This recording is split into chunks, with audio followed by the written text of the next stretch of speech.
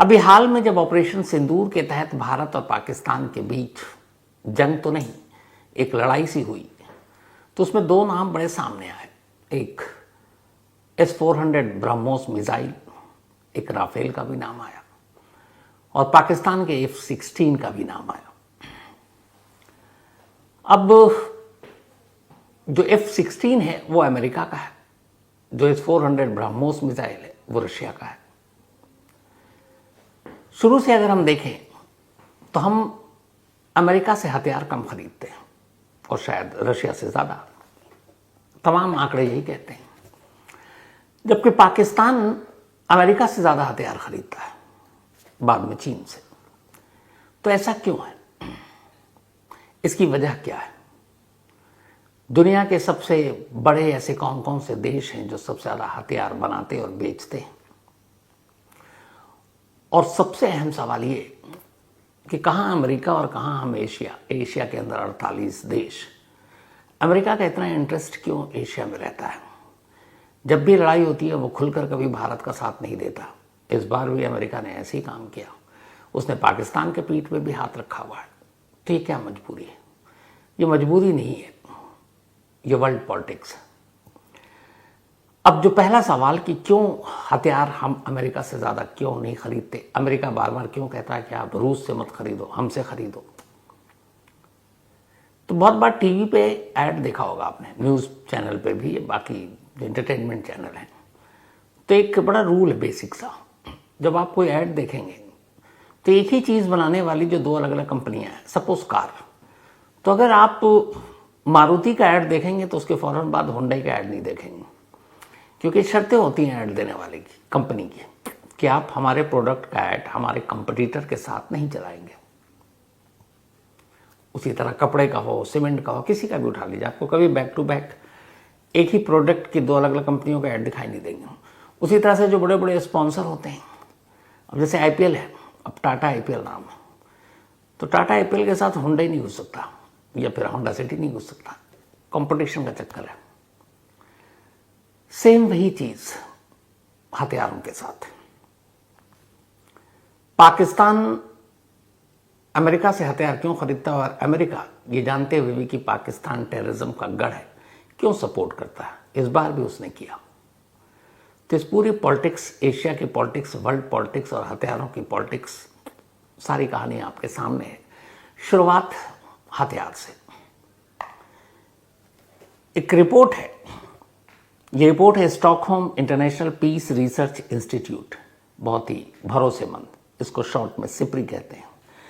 इस सिप्री की रिपोर्ट के हिसाब से पूरी दुनिया में 2024 में, बहुत सारे देश जंग नहीं लड़े लेकिन रिहर्सल तो करते ही रहते हैं, तो पूरे वर्ल्ड वाइड जो सैनिक और साजो सामान हथियार पे जो खर्च आया है $2.443 ट्रिलियन। पता नहीं ये रकम कहां जाएगी, मुझे मालूम नहीं। दुनिया के 5 टॉप के जो देश हैं जो पूरी दुनिया में सबसे ज्यादा हथियार बेचते हैं, उनमें पहले नंबर पर है अमेरिका। अब इससे आप अंदाजा लगाइएगा। तो पहले नंबर पर अमेरिका, दूसरे नंबर पर फ्रांस, वही फ्रांस जिससे हमने राफेल का सौदा किया, एक राफेल 2000 करोड़ से ज्यादा का है। तीसरे नंबर पर है रूस, जिससे हमने S-400 ब्रह्मोस मिसाइल खरीदा। चौथे नंबर पर है चीन, जो पाकिस्तान को ज्यादातर हथियार बेचता है, और 5वें नंबर पर है जर्मनी। तो अमेरिका, फ्रांस, रूस, चीन, जर्मनी, ये दुनिया के 5 सबसे बड़े देश हैं जो हथियार बनाते हैं और बेचते हैं। पूरी दुनिया में हथियारों की जितनी खपत होती है उसका 75% सिर्फ ये 5 देश बेचते हैं। एक अमेरिका की रिपोर्ट है कि 2024 में अकेले अमेरिका ने 27.57 लाख करोड़ के हथियारों का सौदा किया, 27,57,000 करोड़। और इसने जो बेचा 2024 में अमेरिका ने 17.37, 17.37 लाख करोड़ रुपए के हथियार बेचे दुनिया को। एक दिन में पर डे अमेरिका जो हथियार बेचता है और उस हथियार से जो कमाता है वो है 7,553 करोड़, यानी लगभग 75,000 करोड़ एक दिन में अमेरिका हथियार से कमाता है। तो सोचिए ये मार्केट कितनी बड़ी है। अब जो दुनिया के सबसे ज़्यादा हथियार खरीदने वाले देश हैं, जहाँ शांति होगी, पीस होगा, तो वो खरीदेगा नहीं, तो कौन कौन से देश हैं और भारत सबसे ज़्यादा हथियार किससे खरीदता है? तो इंडिया जो है उन देशों में है टॉप 10 जो हर साल बाहर से हथियार खरीदता है। अब तो मेड इन इंडिया या मेक इन इंडिया का अभी चल रहा है। इंडिया ने अभी जो डेटा कहती है वो ये है कि सबसे ज़्यादा हथियार जो इंडिया के पास है उसमें से 36% रूस से खरीदा है। मतलब जितने भी हम हथियार खरीदते हैं उसका 36% हमने रूस से लिया है। रूस के बाद फ्रांस से हमने 33% लिया, जिसमें राफेल है, और अमेरिका से हम सिर्फ 13% हथियार खरीदते हैं। तो कहाँ रूस, कहाँ फ्रांस और कहाँ अमेरिका, सिर्फ 13%। 2018 से 22 के बीच जो हथियार की बिक्री की पूरी रिपोर्ट है उसमें जो 10 देश हैं जिन्होंने सबसे ज़्यादा हथियार खरीदे, उनमें से टॉप 10 जो खरीदने वाले हैं 11% पूरे वर्ल्ड में जितने हथियार बने भारत ने खरीदे। और इन हथियारों में भारत के अलावा भारत ने 11%, सऊदी अरब नंबर 2 पे 8.4% पूरे वर्ल्ड के हथियार का जो परसेंटेज खरीदा है। नंबर 3 पे है कतर 7.6%, नंबर 4 पे है यूक्रेन, जंग जारी है इसलिए वाजिब है 4.9%, पाकिस्तान IMF वर्ल्ड बैंक से कर्जा ले रहा है लेकिन हथियार खरीदने के मामले में 4.3% 5वें नंबर पर, जापान 4.1%, मिस्र 4%, ऑस्ट्रेलिया 3.7%, बड़ा शांत देश है। दक्षिण कोरिया समझ में आता है, नॉर्थ कोरिया पड़ोसी होगा तो खरीदना पड़ेगा 3.1%, और चीन 2.9%, यानी चीन भी बाहर से खरीदता है। तो ये तो हो गया वर्ल्ड के खरीद और फरोख्त का। दुनिया में जो हथियार बनते हैं, जो 5 देश बनाते हैं, उसके सबसे बड़े खरीदार अगर 10 देश हैं तो उन 10 के नाम ये: इंडिया, सऊदी अरब, कतर, यूक्रेन, पाकिस्तान, जापान, मिस्र, ऑस्ट्रेलिया, दक्षिण कोरिया और चीन। अब अभी हमारे यहाँ ये हुआ कि अब हम मेक इन इंडिया खुद का हथियार बनाएंगे, खर्चा कम होगा, शुरुआत हो चुकी है। भारत ने एक टारगेट रखा कि हम 2024-25 तक 35,000 करोड़ के हथियार बनाएंगे और दूसरे देशों को बेचेंगे, 35,000 करोड़। हालांकि इंटरनेशनल मार्केट के हिसाब से ये कम है लेकिन फिर भी ज़्यादा है, इसलिए कि हम खुद बना रहे हैं। 2022-23 में हमने 16,000 करोड़ के हथियार दुनिया को बेचे, अलग अलग देशों के। अब ये टारगेट अगले साल के लिए बढ़ाकर डबल 35,000 करोड़ किया गया है। अब हमने जो चीज़ बनाई या बेचे वो क्या सामान है, कौन से हथियार है? तो भारत ने मिसाइलें बनाई, तोपखाने बनाए, बंदूक, रॉकेट, बख्तरबंद गाड़ियाँ और अलग अलग रेडार और गोला बारूद। ये हथियार हम एक्सपोर्ट कर रहे हैं। और जो हमने एक्सपोर्ट किया किन किन देशों को किया? ऑस्ट्रेलिया, जापान, इजराइल, ब्राज़ील, 34 और देशों को बुलेट प्रूफ जैकेट भी बेचा। इसके अलावा UAE, मिस्र, इंडोनेशिया और थाईलैंड के साथ 10 देशों को हमने गोला बारूद बेचे। तो इंडिया का अपना डोमेस्टिक मार्केट अब इस कोशिश में लगा हुआ कि हम हथियार बेचेंगे और अपना खर्च कम करेंगे। लेकिन फुल फ्लेज हथियार बेचने में जो मैंने कहा 5 देश जो है, और इनके आपने आंकड़े देखे होंगे, दुनिया के कई देशों के GDP से भी बहुत ज़्यादा है। वहाँ तक पहुँचने में बड़ा हथियार बनाने में खर्चा से ज़्यादा ये होता है कि जो प्लानिंग होती है, जो रिसर्च होता है, क्योंकि हथियार भी एक मेडिसिन या किसी प्रोडक्ट की तरह जिसका एक एक्सपायरी डेट होता है। अगर वो ख़राब हो गया तो नुकसान, दूसरा आपने बना लिया और देश में शांति, तो बिकेगा नहीं तो करेंगे क्या? तो जितनी भी बड़ी कंपनियां हैं या बड़े देश हैं हथियार बनाने वाले, जैसे चाहे वो अमेरिका हो, चाहे फ्रांस हो, चाहे जर्मनी हो, चाहे रूस हो, चीन हो, ये सब हथियार बनाने से पहले आने वाले 40-50 सालों के बारे में रिसर्च करते हैं। ग्लोबली ये देखते हैं कि किन किन देशों में आने वाले 40-50 साल में रिश्ते बिगड़ेंगे, कौन कौन पड़ोसी एक दूसरे से लड़ेगा, क्या क्या वजह हो सकती है, और फिर वो उसी हिसाब से 40-50 साल के आगे का सोचा है, और उस हिसाब से फिर वो उतनी ही हथियार बनाते हैं। फिर अलग अलग टेक्नोलॉजी, नई नई चीज़ें आती हैं। कई हथियार पुराने हो जाते हैं, आपने बना दिया, यूज़ तो हुआ नहीं, तो मॉडल ही बेकार। अब जैसे आप कार लेते हैं, अब 2025 का मॉडल है, साल आ गया, मिल रहा है, लेकिन अब आप इस वक्त 2020, 22, 23 का मॉडल तो लेंगे नहीं कार का। सेम हथियारों का है। जैसे अब पाकिस्तान के पास F-16 है, लेकिन 18 भी है, 22 भी है, तो 16 तो पुराना हो गया टेक्नोलॉजी के हिसाब से। तो हथियार बनाने में जितना पैसा, सपोज अगर मान लीजिए कि एक पिस्टल बनाने में मान लीजिए 100 रुपये का खर्च है, लेकिन उस पिस्टल को बनाने के लिए जो रिसर्च करते हैं और उसकी प्लानिंग और खपत कहाँ कहाँ होगी, उस पर 1000 रुपये का खर्च है, क्योंकि पूरी टीम काम करती है कि अच्छा ये पिस्टल कौन यूज़ करेगा, कब यूज़ करेगा, कितने साल बाद इसके यूज़ करने का वक्त आएगा। उस पर पूरी दुनिया का एक आप रिसर्च करते हो और तब फिर हथियार बनता है। तो खर्च रिसर्च में ज़्यादा होता है, हथियार के बनाने की लागत तो बहुत ही कम होती है। तो कोई भी देश जब इस तरह से हथियार बनाता है तो मेनली रिसर्च और वर्ल्ड ग्लोबल पॉलिटिक्स आने वाले वक्त में कौन कौन किससे छिड़ेगा, लड़ेगा, वो मैटर करता है। जैसे एक रिपोर्ट थी कि गल्फ वॉर के बाद अब वॉर सेंटर बनेगा इराक, फिर उधर ईरान से हो ही चुका था, फिर सीरिया की तरफ जाएगा, इजराइल और उसके आसपास के तो हमेशा चलता रहता है।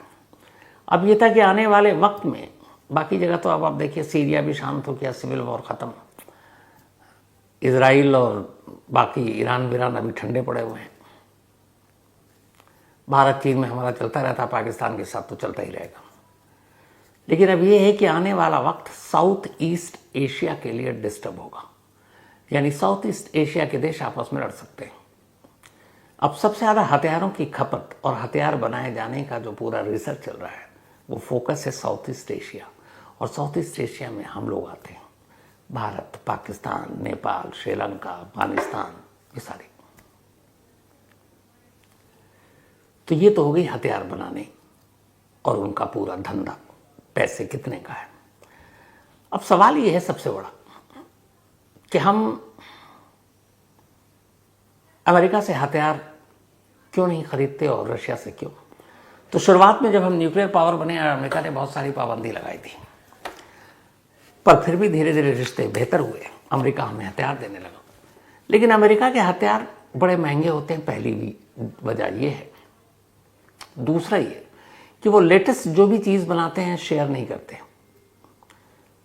वो जब उसको यूज़ कर लेते हैं, उन्हें लगता है पुराना हो गया तो फिर देते हैं, और जब तक या तो पुराना नहीं भी हो, जब उसका लेटेस्ट मॉडल उनके पास सब तैयार है, बनकर आविष्कार हो चुका है, तो फिर वो पुराना, जैसे F-16 जब नया है तब तक तो वो खुद कर रहे हैं। अब 18 पे उन्होंने काम कर लिया, रिजल्ट बढ़िया है, तब कहेंगे चलो F-16 दे दो। 18 यूज़ कर लेंगे तो कहेंगे 20 ले लो, 22 अब खुद पे काम करेंगे।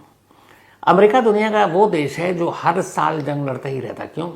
क्योंकि वो पूरी दुनिया का ठेकेदार बना हुआ है, हर एक के अंदरूनी मामले में घुसना उसकी फितरत है। तो आप चाहे देख लें, सोवियत संघ हो, अफगानिस्तान हो, उधर अफ्रीका हो, गल्फ वॉर हो, सीरिया हो, हर जगह अमेरिका की दखल अंदाजी है और वो लड़ता रहता है। उसके दो फायदे होते हैं, दादागिरी सलामत रहती है और दूसरा जो उसके हथियार हैं वो भी बिक रहे होते हैं। तो अमेरिका इसीलिए हथियार लगातार बनाता रहता है और हथियार बनाने के मामले में नंबर 1 है पूरे देश में, क्योंकि वो पूरी दुनिया में ही घुस के जंग के हालात पैदा करता है और फिर खुद जंग में घुसता है और अपने हथियार की खपत भी करवा देता है। तो उसके हथियार टेस्टेड होते हैं, बड़े बड़े जंग लड़ने का उसे तजुर्बा है। रूस जो हथियार बनाता है, तो रूस अभी यूक्रेन के अलावा आपने देखा कोई जंग तो हुई नहीं, यूक्रेन में भी दूसरी तरह की जंग चल रही है। तो रूस को बड़े बड़े जंगी तजुर्बा नहीं है हथियार के। हालांकि रूस जब कोई भी हथियार बनाता तो अमेरिका की तरह ये नहीं कि मॉडल पुराना हो गया तब बेचता है, वो शेयर करता है। जैसे S-400 था इंडिया के साथ, उसने उसी वक्त शेयर किया था, ब्रह्मोस मिसाइल। तो दो चीजें, रूस सस्ता देता है, अमेरिका महंगा देता है। और सबसे अहम चीज ये है कि अमेरिका को सिर्फ पैसे नहीं कमाने, उसको इस पूरे अमेरिका की ताकत उसके डॉलर है। दुनिया में कोई भी ट्रेड होता है, कोई भी धंधा होता है, दो देश जब आपस में कोई व्यापार करते हैं, जैसे भारत को अगर मान लीजिए दुबई से ही तेल खरीदना है, तो एक्सचेंज जो मनी है वो डॉलर ही होगा। तो दुनिया के ज़्यादातर देश क्योंकि इंटरनेशनली एक्सेप्टेड है डॉलर, तो जो भी जिसमें अमेरिका का कोई रोल नहीं है, मान लीजिए भारत और श्रीलंका आपस में दाल बेच रहे हैं, भुगतान डॉलर से हो रहा है, अमेरिका वहाँ बैठा हुआ है, दो देश के बीच में बिजनेस चल रहा है, डॉलर के चक्कर में वो अपना पावरफुल होता जा रहा है। तो एक तो ये, दूसरा जो सबसे बड़ा है, सुपर पावर बनने के लिए अमेरिका को पूरे दुनिया के हर देश पर दबदबा चाहिए, और यही वजह है कि भारत के साथ एशिया के जो देश हैं उनको कैसे कंट्रोल करना है, ये उसकी पॉलिसी है, और यही पॉलिसी उसके हथियार बेचने में साफ झलकती है। जो हमारा एशिया है, ये दुनिया की सबसे ज़्यादा आबादी वाला देश है, मतलब पूरे वर्ल्ड पॉपुलेशन की 60% तो हमारे एशिया में ही है। अब एशिया अमेरिका के लिए भी बहुत महत्वपूर्ण है, क्योंकि एशिया के साथ एशिया पर नज़र रखना और अपनी दादागिरी को सलामत रखना, ये अमेरिका के लिए बहुत ज़रूरी है। 48 देश हैं एशिया के अंदर, लेकिन हर देश से अमेरिका को मतलब नहीं है, उसको चाहिए पावर सेंटर। अब पावर कैसे और संतुलन कैसे बनाना है और किन किन देशों को कैसे झुकाना है, उनके साथ कैसे समझौता करना है, ये खेल इन हथियार को बेचने की झलक से साफ दिखाई देती है। पूरे एशिया पे अमेरिका कंट्रोल करना चाहता है। अब कंट्रोल करने के लिए उसने कुछ चीज़ें कर रखी हैं। बेशक भारत के साथ उसके रिश्ते अच्छे हों, अब नहीं है, अभी फिलहाल तो ऐसा लग रहा है। अमेरिका के खिलाफ भारत भी कभी नहीं बोलता कि हमारे रिश्ते अच्छे नहीं हैं। हम हमेशा कहते हैं कि हम अमेरिका हमारे दोस्त हैं, जबकि सही मानों में नेचुरल दोस्त हमारा रशिया है। तब क्या होता है कि उसे इंडिया से कोई मतलब नहीं है अमेरिका को, उसको अपने मतलब से मतलब है। उससे देखा इंडिया पाकिस्तान के बीच में हमेशा अनबन रहता है। अब इत्तेफाक से यहाँ पे चीन भी है, उधर रशिया भी है, सारे बड़े एक से एक बड़े धुरंधर देश भारत भी है। अमेरिका को डर रहता है कि कहीं भारत ट्रेड के लिए नई करेंसी कुछ देशों के साथ मिलकर चला दे तो डॉलर की तो वैल्यू गई, और फिर ये सब सुपर देश बन जाएंगे, तो फिर उनका क्या होगा, उनको कौन पूछेगा, फिर मंडावली करने के लिए कौन बुलाएगा ट्रंप को। तो इसीलिए वो हर देश के साथ जिनके रिश्ते खराब होते हैं उनके साथ पॉलिटिक्स करता है। साउथ एशिया पर उसकी नज़र रहती है। साउथ एशिया इसलिए इंपॉर्टेंट है अमेरिका के लिए क्योंकि यहाँ पाकिस्तान भी है और इंडिया भी है। अब वो पाकिस्तान को सपोर्ट करता है, पाकिस्तान को हथियार देता है।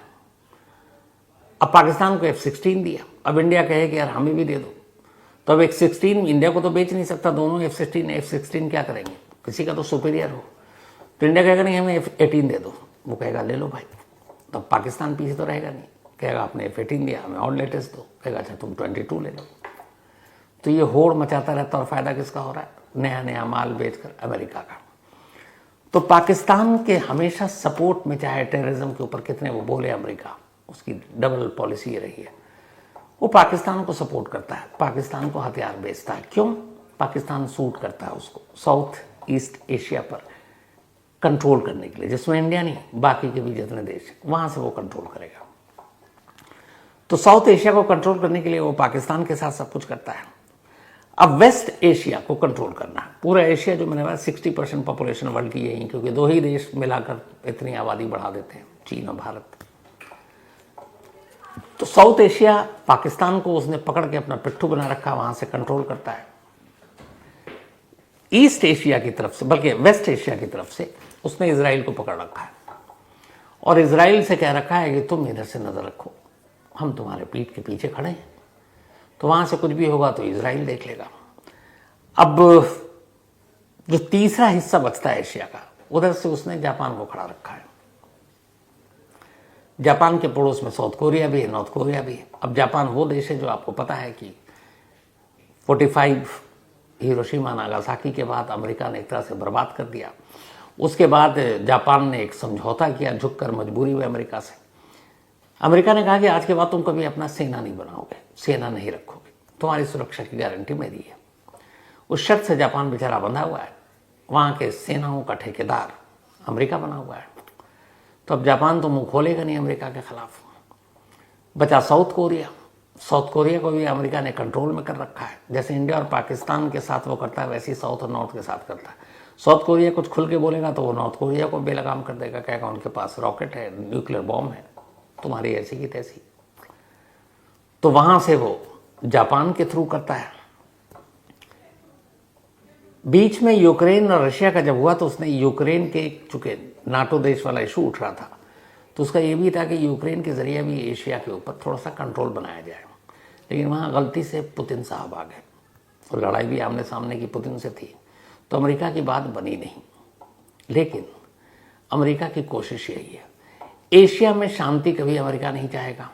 अमेरिका चाहेगा कि इंडिया पाकिस्तान के रिश्ते ऐसे ही हों, इंडिया चीन के रिश्ते ऐसे ही ख़राब हों।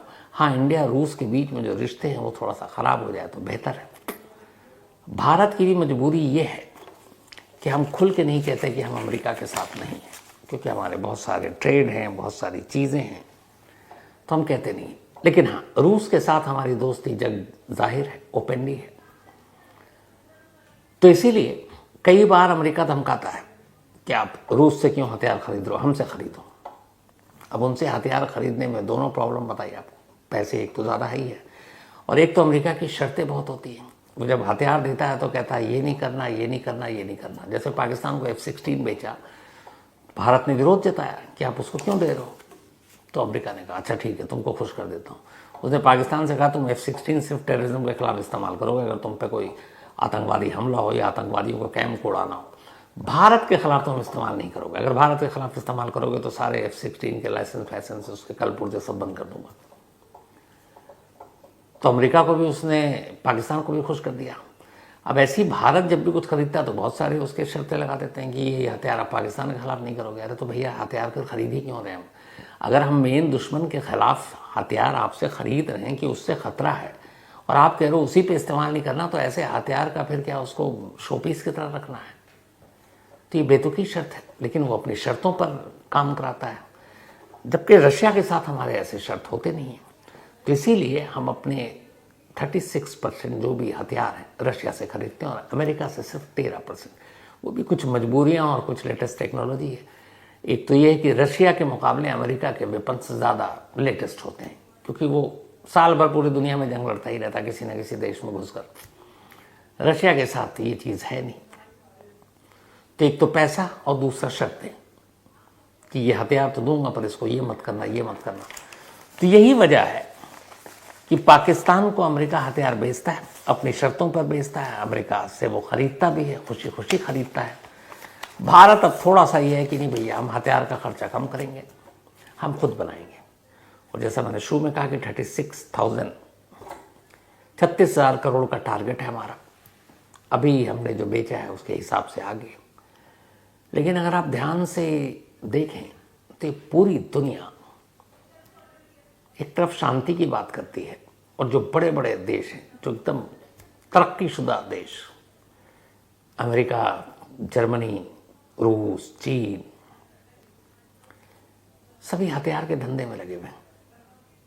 थोड़ा सा दिमाग लगाने की ज़रूरत है कि भाई कोई भी एक दुकान में हलवाई अगर मिठाई बनाता है तो किस लिए बनाता है? ताकि वो मिठाई लोग खरीदें और खाएं।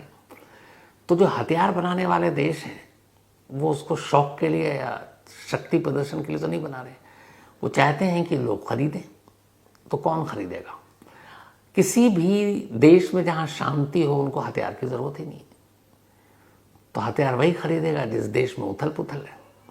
अब उथल पुथल ना भी हो तो हथियार तो बना लिया भाई, इतने अरबों डॉलर आपने हथियार बनाने पर खर्च कर दिया और पूरी दुनिया में शांति हो, तो क्या ये हथियार बनाने वाले देश को गवारा होगा ही?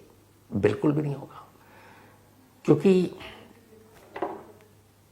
जब आप हथियार बना रहे हैं तो भैया उसको बेचना तो है। अब बेचने के लिए आप कुछ भी करवा दो, जंग करवाओ, लड़वाओ, एक दूसरे को आपस में बोलो गोली चलाएं, बम चलाएं। तो इसीलिए ये 5 देश जो सबसे बड़े हैं, और भी हैं 100 देश हैं ऐसे जो बनाते हैं, लेकिन ये वर्ल्ड के 75% हथियारों का ठेका इन 5 देशों के पास। और ये 5 देश कभी नहीं चाहेंगे कि दुनिया में अमन हो, सुकून हो, शांति हो। लेकिन लड़ने वाले देश पता नहीं इन बातों को, ओपन चीज़ें हैं आपके सामने आंखों के, क्यों नहीं समझ पाते, क्यों नहीं शांति से रह पाते। आतंकवाद भी शायद कहीं ना कहीं इसी वजह से आप देखेंगे, मैंने पहले भी कई बार कहा, लादेन हो, बगदादी हो और भी आतंकवादी संगठन हो, इसके सरगना कभी ना कभी अमेरिका के हथियारों से ही खेले, अमेरिका ने ही दिया। तो हथियार जब बनाएंगे और हथियार को आपको बेचना है तो फिर शांति बर्दाश्त नहीं है। बस यही वजह है कि अमेरिका नहीं चाहता कि दो देश शांति से रहें। ये थी आज की कहानी खत्म करो उससे पहले भाई अपना सिलसिला आज से शुरू करता हूं, क्योंकि बीच में ऑपरेशन सिंदूर लंबा चल गया था। आज आरफ चौधरी, इनका बर्थडे है, तो हैप्पी बर्थडे आरफ। और ये उर्फ किट्टू, रेणु तोमर जी और विकास चौधरी जी के ये साहबजादे हैं, बेटे हैं आरफ। और हमारी SHO हमारी दीपा, जो एडिटर हमारी, क्या नाम है उसका, हमारी ड्रोन, हमारी बिल्डर, हमारी सुखोई, हमारी मिसाइल, सब वही है। तो दीपा इनकी मौसी है। तो हैप्पी बर्थडे आरफ, हमेशा खुश रहो, अच्छे रहो। इसके अलावा विनोद तायड़े जी की बिटिया का भी बर्थडे है, इन्होंने बिटिया का नाम ही नहीं भेजा। कोई बात नहीं, विनोद तायड़े साहब, बिटिया को आप बर्थडे विश कर दीजिएगा पूरी क्राइम तक फैमिली मेंबर की तरफ से। साथ ही दिव्या आकृति का भी आज बर्थडे है, तो हैप्पी बर्थडे दिव्या। और ये विभा एंड सोनू कृष जी की बिटियां हैं। दिविजा मेहता, इनका भी आज बर्थडे है, तो हैप्पी बर्थडे दिविजा। और ये भेजा है पूनम जैन जी ने। साथ ही काशिफ मोमिन, इनका भी बर्थडे है, तो हैप्पी बर्थडे काशिफ, भेजा अमीर शेख ने है। राजकुमार राजगीर, इनका भी जन्मदिन है, तो हैप्पी बर्थडे राजकुमार जी। और ये पंकज राजगीर जी के पिताजी हैं। साथ ही कमल पांडे, इनका भी बर्थडे है, तो हैप्पी बर्थडे कमल जी। इसके अलावा मंजर आलम, इनका भी बर्थडे है, हैप्पी बर्थडे मंजर। और ये हाफिज करीम नूरानी ने भेजा, उनके भाई हैं। प्रियंका नितिन, इनका भी बर्थडे है, हैप्पी बर्थडे प्रियंका जी। और ये नितिन मालवीय जी की पत्नी है। साथ ही सरिता एंड संजय साहू, इनकी एनिवर्सरी है, तो आप दोनों को बहुत बहुत बधाई, सरिता जी एंड संजय साहब। भेजा अशोक बिश्नोई ने है। वर्षा एंड दीपक कुमार, इनकी भी एनिवर्सरी है, तो वर्षा जी, दीपक जी, आप दोनों को भी बधाई। इसके अलावा हेमलता सूर्यवंशी एंड विकास सूर्यवंशी, तो हेमलता जी एंड विकास सूर्यवंशी जी, आप दोनों की भी आपकी शादी की सालगिरह बहुत बहुत मुबारक, बधाई। तो कहानी में आज इतना ही। अब आपसे मुलाकात होगी वैसे तो मंडे को किसी नई कहानी के साथ, लेकिन अगर कल रात 11 बजे आज तक पर आप देखना चाहें तो क्राइम कहानियां विश्रम